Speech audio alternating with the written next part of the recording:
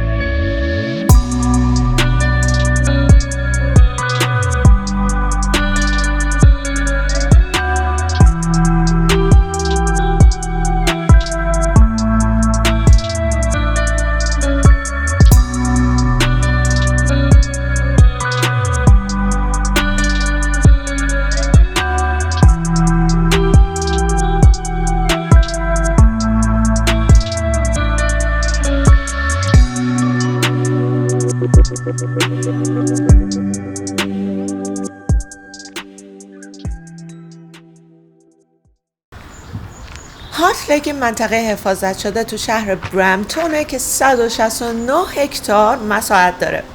اطراف این دریاچه امکانات تفریحی زیادی وجود داره. بهترینش زیپلاینه و زمین اسپلش برای بچه‌ها که البته زمین اسپلش در حال حاضر به دلیل کووید تعطیله.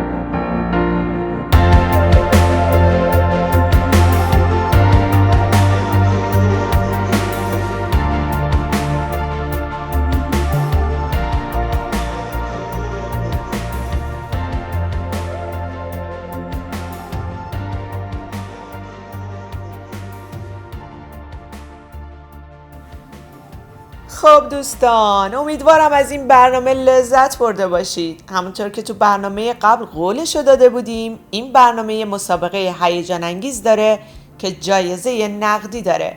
برای شرکت تو این مسابقه اول مطمئن بشید که کانال ما رو سابسکرایب دارید.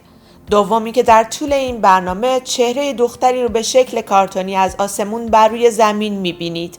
لطفاً دقیقه‌ای که این چهره کارتونی رو میبینید برای ما کامنت کنید. به اولین کسی که به زمان پخش این چهره کارتونی اشاره کنه $100 کانادا جایزه نقدی پرداخت میشه. بی صبرانه منتظر آشنا شدن با برنده مسابقه‌مون هستیم.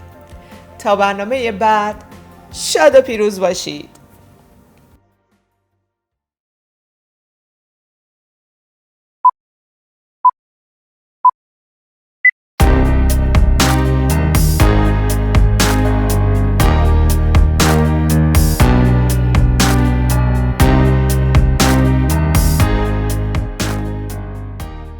می‌دونستین کانادا به هیچ دریایی راه نداره ولی در عوض 32 تا دریاچه داره. 32